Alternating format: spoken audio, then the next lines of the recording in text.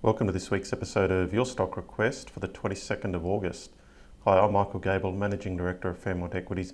Your Stock Request is a weekly video where I take your requests and analyse the share price charts.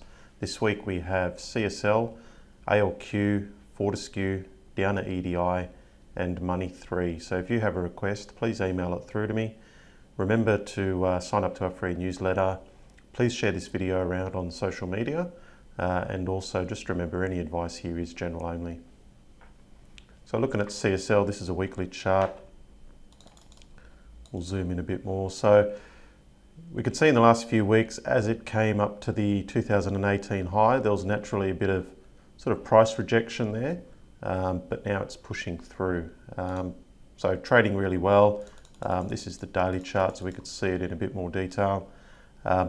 All-time highs for CSL. We have to bear in mind the market's down here somewhere. CSL is making new highs, so relative performance compared to the market is a positive. So at the moment, it just looks like CSL will continue to edge higher.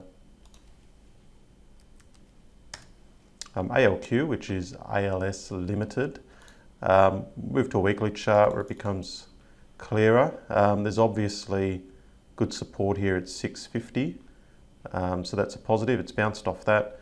However, you'll notice that since that peak in 2018, it's been making these lower highs. So that's not a good sign. So we've got support at 650. There seems to be a bit of resistance up near sort of 850. At the moment, we're right in the middle there. So, you know, in terms of a buy, you've got a potential target here, potential stop loss there. It's not really a great trade at the moment. So either we need to see it come back and find support again at 650, or you'd be looking for a push through $8.50 for an entry point. Fortescue, so it's surprisingly held up fairly well over the last few weeks, but I think that we're at risk of being in a fourth wave here. So, so you've got sort of wave 1, 2, 3, and this looks like a fourth wave. So we've got this sort of corrective rally on decreasing volume. You can see the volume decreasing there. So potentially, if that's a fourth wave, it means a break of this formation. We'll see another leg down where it goes under this low. So we're looking at, potentially moves back towards $6. So Fortescue is not a stock that I'd want to be buying around current levels just yet. Downer, so this is a daily chart.